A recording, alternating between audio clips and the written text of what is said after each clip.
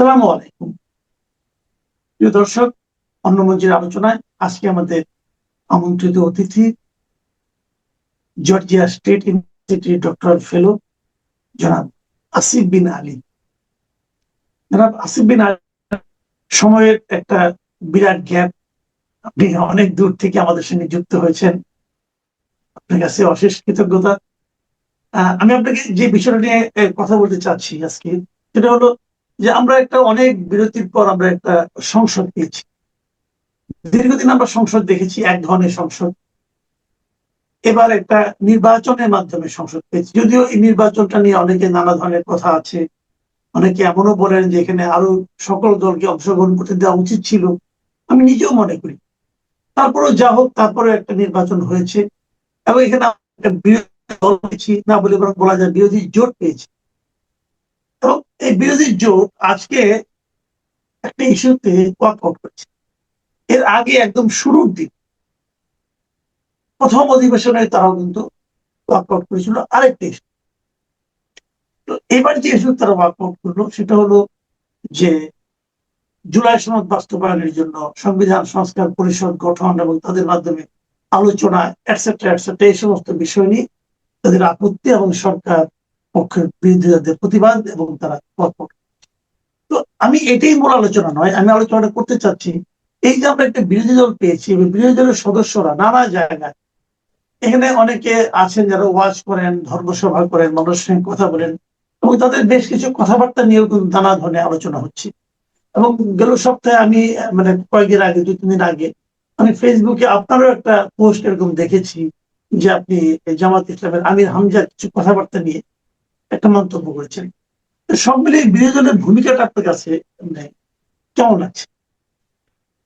ধন্যবাদ মাসুদ ভাই, আমাকে আপনার শোতে আমন্ত্রণ জানানোর জন্য।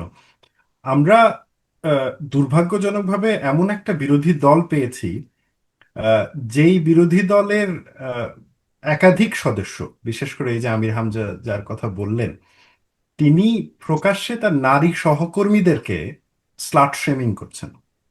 তিনি প্রকাশ্যে তার পাশে বসা অন্য যারা আহ, সাংসদ রয়েছেন তাদেরকে বডি শেমিং করছেন, মানে কার ভুঁড়ি কতটুকু, এবং আহ, আহ, এবং তার অন্য যে নারী সহকর্মীরা রয়েছে তাদেরকে খুবই ডেরোগেটিভ ওয়েতে সম্বোধন করছেন।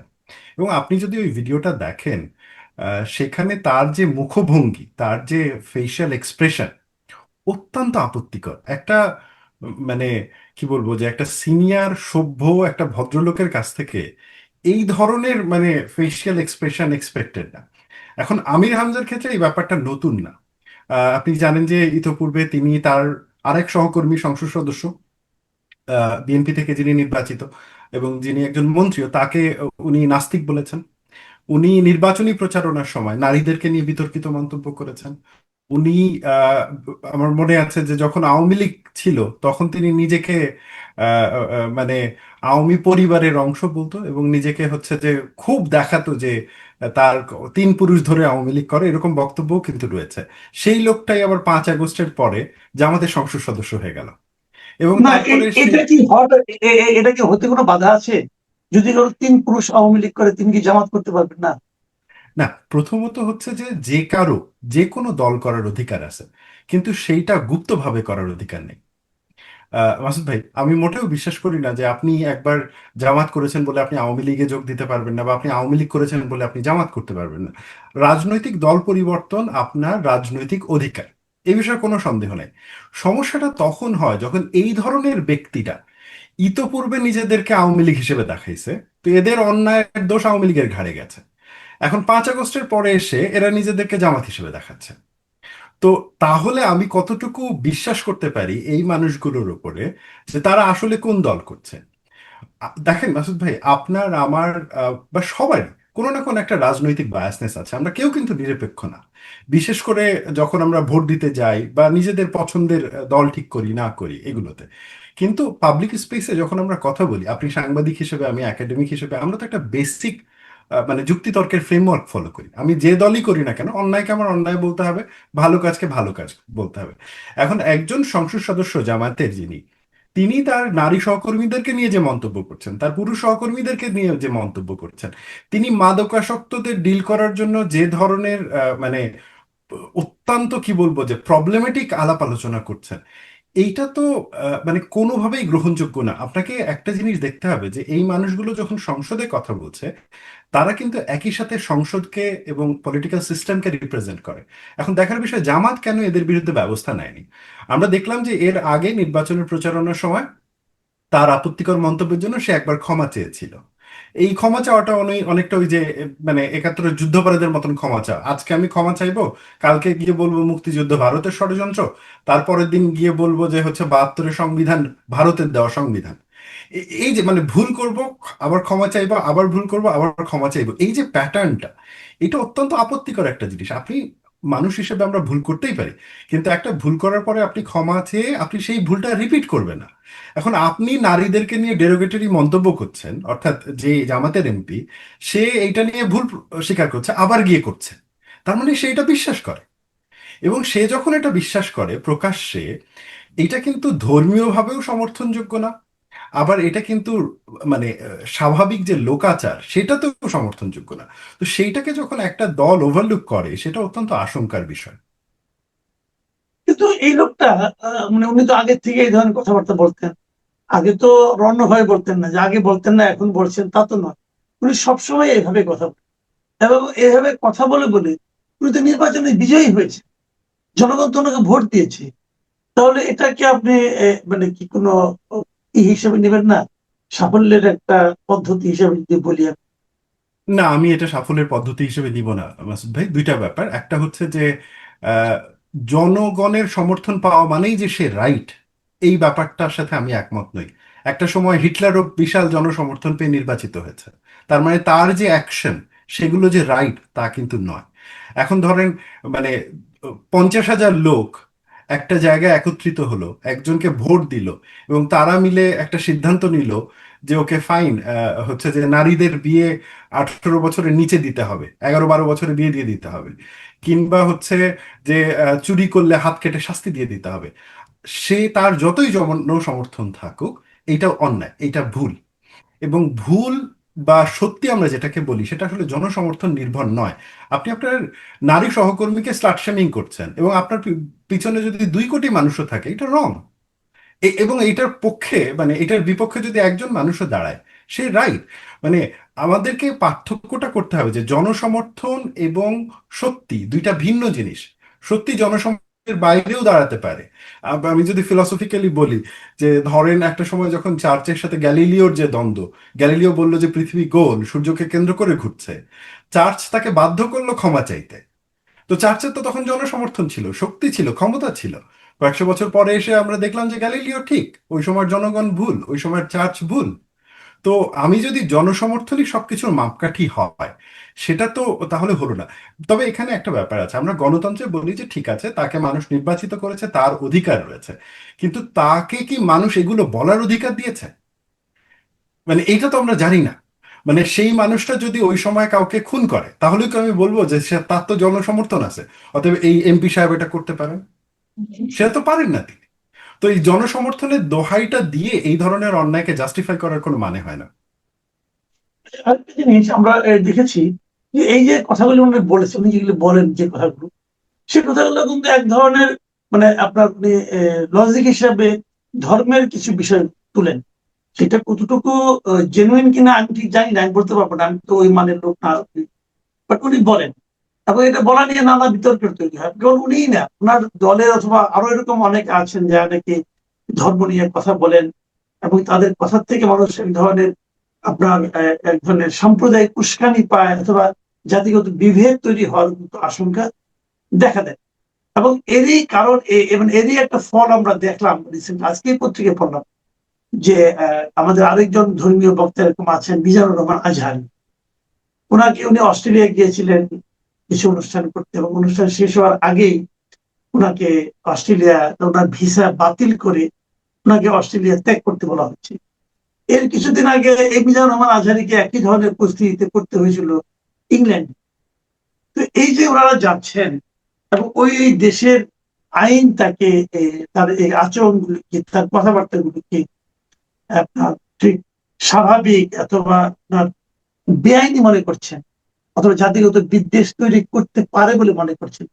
এই বিষয়টা কি মানে ওনাদের বক্তব্যের অসারতা প্রমাণ করে, নাকি আমাদের জাতীয়ভাবে আমাদেরকে একটু অসম্মানিত করে?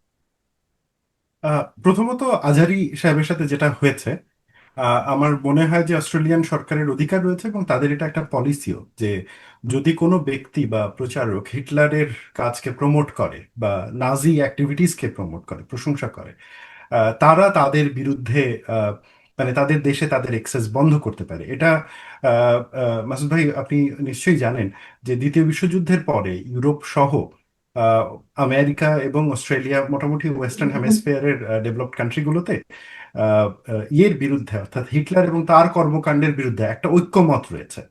এবং এই ধরনের যে কোনো পলিটিক্যাল, যে কোনো ধরনের প্রেজিংকে তারা সন্দেহের চোখে দেখে। এবং সেইটা একটা কারণ হিসেবে সে কাজ করেছে। আরেকটা, আমি সেই একজন সংসদ সদস্য অস্ট্রেলিয়ান পার্লামেন্টে তার একটা কথা শুনছিলাম। সেখানে বলছে যে আজহারির বক্তব্যের ভেতরে যে ধরনের বিভেদ করার এলিমেন্ট রয়েছে সেটাও তারা প্রশ্রয় দিতে চায় না। কিন্তু সেটা অস্ট্রেলিয়ান সরকারের ব্যাখ্যা। আমি আপনার এই প্রশ্নটা ধরে একটা জিনিস বলতে চাচ্ছি। সেটা হচ্ছে আমরা একটা ফিনোমেনা দেখছি, সেটা হচ্ছে পপুলিস্ট উলেমা। অর্থাৎ আমরা এতদিন পপুলিস্ট রাজনীতিবিদ শুনেছি, আমরা এতদিন পপুলিস্ট সংসদ সদস্যের কথা শুনেছি, কিন্তু পপুলিস্ট উলেমা এইটা বাংলাদেশের সমাজে এখন একটা বাস্তবতা। এবং আপনি খেয়াল করে দেখবেন যে এদের অনেকেই হেলিকপ্টারে করে যান ওয়াজ করতে। এরা একই দিনে 3-4টা জায়গায় টাইম দিয়ে রাখেন এবং এক জায়গা থেকে আরেক জায়গায় যান, একই ধরনের কথা বলেন এবং মানুষ খুব আগ্রহ নিয়ে সেই কথাগুলো শোনে এদের, এবং সমাজে ইনফ্লুয়েন্স অনেক বেশি। আমি বলবো না যে ওয়াজ খারাপ কিছু। যে কোনো ধর্মীয় বয়ান সেটা যখন সমাজে নৈতিকতার আলাপ নিয়ে ইয়ে করে, সচেতনতার জায়গা থেকে করা হয়, মানুষকে এঙ্গেজ করার জায়গা থেকে করা হয়, সেটা অবশ্যই সাধুবাদযোগ্য। এবং আমি নিজেও যেমন হামজা ইউসুফের ওয়াজ আমার খুবই পছন্দ। উনি একজন ইংরেজিতে বলেন এগুলো, তো অত্যন্ত শিক্ষিত একজন মানুষ এবং উনি কথা বলেন। তো সমস্যাটা হয়ে যায় যখন কিছু মানুষ নিজেদের পপুলিজমের কারণে, নিজেদের ব্যবসার কারণে এমন এমন বিষয় নিয়ে ওয়াজ করা শুরু করেন, এমন এমন বিষয় নিয়ে কথা বলা শুরু করেন যা উম, না ধর্মের দ্বারা সমর্থিত, অথবা যা ধর্মের মধ্যে খুবই ফ্রিঞ্জ একটা গ্রুপ, অর্থাৎ ছোটখাটো কোনো একটা গ্রুপের ওপিনিয়নকে নিয়ে এসে ইন জেনারেল করেন এবং আনক্রিটিক্যাল ওয়েতে করেন। আহ মাসুদ ভাই, আমি একটা কাজ করেছিলাম, এটার একটু রেফারেন্সটা একটু টানতে চাচ্ছি। যখন কোভিড হয়, তো তখন আমি ডেনমার্কে পড়াশোনা করছি এবং আমি একটা পেপার লিখছিলাম। আমি দেখার চেষ্টা করছিলাম যে বাংলাদেশের ওয়াজগুলোতে কোভিড নিয়ে কি আলাপ হচ্ছে। খুবই ইন্টারেস্টিং একটা ব্যাপার। দেখি যে যখন আহ, প্রথম কোভিড চায়নাতে ধরা পড়লো, বাংলাদেশের যারা ওয়াজ করেন, খুব পপুলার পপুলার ওয়াজ যারা করেন ইউটিউবে, যাদের ভিডিও পাওয়া যায়, তারা বলছে কোভিড হচ্ছে চায়নার প্রতি একটা শাস্তি, কারণ এটা এরা উইঘুর মুসলমানদের সাথে অন্যায় করেছে। তারপরে এই কোভিডটা যখন ইউরোপে চলে আসলো, তখন এরা গিয়ে বললো যে এই যে ইউরোপিয়ান নাসারারা এরা সব সমকামী হয়ে গেছে, এই হয়ে গেছে, এগুলোর জন্য এটা এদের উপর একটা শাস্তি। তারপরে কোভিড যখন ইরানের দিকে গেল, তখন এরা বলা শুরু করলো আরে এরা তো শিয়া এবং শিয়ারা তো মুসলমান না, এবং এদের উপর এটা আল্লাহর একটা শাস্তি। তারপরে কোভিড যখন সৌদি আরবে গেল, তখন ইন্টারেস্টিংলি একটু পার্থক্য খেয়াল করলাম, এক দুইটা গ্রুপে ভাগ হয়ে গেল। একটা গ্রুপ মানে যারা মূলত সৌদিপন্থী, হ্যাঁ, তারা মানে তখন একটু শান্ত হইলো, কিন্তু যারা আবার সৌদি বিরোধী, তারা বলা শুরু করলো সৌদির বাদশারা এই কাজ করে ওই কাজ করে, এরা ইসরায়েলকে সাপোর্ট দিচ্ছে, তো এগুলোর জন্য এদের উপরে শাস্তি। তারপরে যখন এটা বাংলাদেশে আসলো, অর্থাৎ সম্ভবত একটা নির্দিষ্ট 36 দিন 37 দিন পরে মূল কোভিড আবিষ্কার তারপরে বাংলাদেশে আসে। আমার টাইম ফ্রেমটা ভুল হতে পারে, আমাকে একবার একটু চেক করতে হবে, বাট ইমিডিয়েটলি বাংলাদেশে আসেনি, কিছুদিন পরে এসছে। তো যখন এটা বাংলাদেশে আসলো, তখন এরা বলতেছে এখন এটা যেহেতু আমাদের উপরে আসছে, এটা আমাদের পরীক্ষা, হ্যাঁ, এবার আমাদেরকে পরীক্ষায় পাশ করতে হবে। দেখেন একটা জিনিস, উইদিন 4 সপ্তাহের মধ্যে ওই একই ব্যক্তিরা কিভাবে ভিন্ন ভিন্ন আঙ্গিকে বলল। এখন মানুষ কিন্তু এগুলো বিশ্বাস করেছে। আমি আমার একাধিক আত্মীয়কে দেখেছি যারা এটা আসলেই বিশ্বাস করেছে। আমি আমার একাধিক পরিচিত জনকে দেখি যারা এটা নিয়ে আমার সাথে কথা বলে, যারা এটা তো ওদের উপরে শাস্তি। তো এখন এটা তো মানে কোভিড রিলেটেড গেল মাসুদ ভাই, অত্যন্ত দুঃখের বিষয় আমরা যেটা দেখতে পাচ্ছি ওয়াজগুলোতে এখন নারী স্বাস্থ্য নিয়ে যে ধরনের আলাপ হচ্ছে, ওয়াজগুলোতে মেডিকেল চিকিৎসা নিয়ে যে আলাপ হচ্ছে, হ্যাঁ, ওয়াজগুলোতে বাল্য বিবাহ নিয়ে যে ধরনের আলাপ হচ্ছে, এটা অত্যন্ত আপত্তিকর। যে কোনো সভ্য সমাজে, সভ্য দেশে এই যে স্পেসিফিক এক্সপার্ট ওরিয়েন্টেড বিষয়গুলো, সেগুলো নিয়ে কিন্তু এই ধরনের কমন সেন্স বেস আলাপের জায়গা থাকে না। ধরেন এই বাংলাদেশেই গত 30-40 বছর ধরে আমরা যে টিকা নিয়ে যে সেফটি নেটওয়ার্কটা বানিয়েছিলাম, এই টিকার সেফটি নেটওয়ার্ক বানানোর পিছনে এবং জন্ম নিয়ন্ত্রণের যে ক্যাম্পেইন, এইটার পক্ষে কিন্তু সরকার, স্বাস্থ্যকর্মী এবং উলেমাদের, ধর্মীয় নেতৃত্বের, ইমাম সাহেবদের একটা সচেতন অংশ কাজ করেছে। এবং এই বিষয়ে কোনো সন্দেহ নেই যে ইমাম সাহেবদের একটা অংশ সমাজে আহ, জুম্মাবারের দিনের খুতবা এগুলো নিয়ে সচেতনতার বয়ান দিয়েছে। আমরা এই এই সময় এসে দেখতে পাচ্ছি এখন টিকার বিরুদ্ধে আলাপ হচ্ছে, মানে টিকা দিলে আপনার শরীরের মধ্যে মাইক্রোসফটের পিন ঢুকায় দিবে, আপনাকে সমকামী বানায় ফেলবে, টিকা দিলে হচ্ছে আপনি মারা যাবেন, ক্যান্সার ঠিক হয়ে যাবে যদি আপনি জল চিকিৎসা নেন। মানে এটা কার মধ্যে আসি? এবং এই মানুষগুলো লক্ষ লক্ষ মানুষ এদের ভিডিও শেয়ার করে, এগুলো দেখে, এগুলো নিয়ে আলাপ করে, এবং এদের কাউকে জবাবদিহিতার মুখে পড়তে হয় না। এই যে আজহারি সাহেব, তিনি হিটলারকে প্রশংসা করে যে বক্তব্যটা উনি দিয়েছেন, হ্যাঁ, বাংলাদেশে এইটা নিয়ে আগে কেন আলাপ হয়নি? আমি না, এটা আইনগত কিন্তু উনি ব্যবস্থার কথা কিন্তু আগে কেবল বলবো। হিটলারকে প্রশংসা করে দিয়েছেন এটাই না, এর সঙ্গে এখানে আরেকটা কিন্তু এখানে অ্যাঙ্গেল আছে, সেটা হলো উনি ইহুদিদেরকে মানে প্রচন্ড ভাবে সমালোচনা করেছেন। ইহুদিদের বিরুদ্ধে উনি বেসিক্যালি এক ধরনের ঘৃণা ছড়িয়েছেন, এবং ওটা বলতে যে উনি বলেছেন যে হিটলার যে ইহুদি নিধন করেছে সেটা আসলে এক ধরনের ঠিকই ছিল, এই ধরনের কথা বলার চেষ্টা করছেন। হ্যাঁ, এটা তো ওই কাজগুলোকেই সমর্থন করে। আমি আমার আমার নিজের একটা ডিপ সিম্প্যাথি রয়েছে প্যালেস্টিনিয়ান ভাইদের প্রতি। আমাদের দেশে একটা জিনিস যেটা হয়, ইসরায়েল রাষ্ট্র এবং ইহুদিকে সমার্থক হিসেবে দেখা হয়। আমি আমেরিকার যে এরিয়াটাতে থাকি এখানে মানে একটা ইহুদি বসতি আছে, এবং আমি নিজে চোখে দেখেছি তারা ইসরায়েলের যে বম্বিং প্যালেস্টাইনের বিরুদ্ধে, তার বিরুদ্ধে রাস্তায় প্ল্যাকার্ড নিয়ে দাঁড়িয়েছে। এবং আমি এখানকার কিছু ইহুদি গ্রুপকে দেখেছি যে যারা প্যালেস্টাইনের শিশুদের খাবারের জন্য ডোনেট করছে এবং ডোনেশন কালেক্ট করছে। আমি ক্যাম্পাসে, আমার ক্যাম্পাসে দেখেছি ইহুদি স্টুডেন্টদের একটা গ্রুপ, তারা ক্যাম্পেইন করছে যুদ্ধবিরুদ্ধে। তো এইটাও যেমন রয়েছে, আবার ইসরায়েলে এমন ইহুদিও রয়েছে যারা বোমের ওপরে লিখে দেয় যে তোমরা মারা যাও।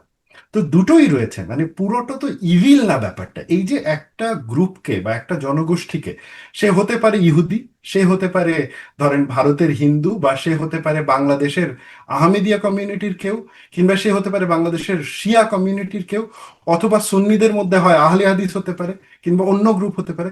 এই যে সবাইকে একভাবে ঘৃণার ফ্রেমে দেখা এবং তাকে কেন্দ্র করে তাদের সাথে যদি ইতিহাসের কোনো একটা সময় অন্যায় হয়ে থাকে সেটাকে জাস্টিফাই করার যে প্রবণতা, এইটা প্রমাণ করে যে আমরা দৈন্যতায় আছি। এবং এটা শুধুমাত্র ধর্মীয় প্রবলেম না মাসুদ ভাই, এটা ধর্ম, সংস্কৃতি এবং এই উভয় সম্মিলিত প্রবলেম। এবং এই মানুষগুলো যারা এগুলো বলছে, আপনি এরকম মনে করেন না যে এরা অবুঝ, এরা কিন্তু এগুলো বুঝে। এরা জানে যে জনগণ এগুলো খাবে, এবং এরা জানে যে এগুলো বললে খুব হাততালি পাওয়া যাবে, হ্যাঁ, এগুলো বললে খুব শেয়ার পাওয়া যাবে, এবং ফলে তারা এই যে এইগুলো বলে, এবং এর মাধ্যমে একটা ইকোসিস্টেম তৈরি হয়েছে। এবং এর থেকে উপায়ের একমাত্র উপায় ছিল শিক্ষা।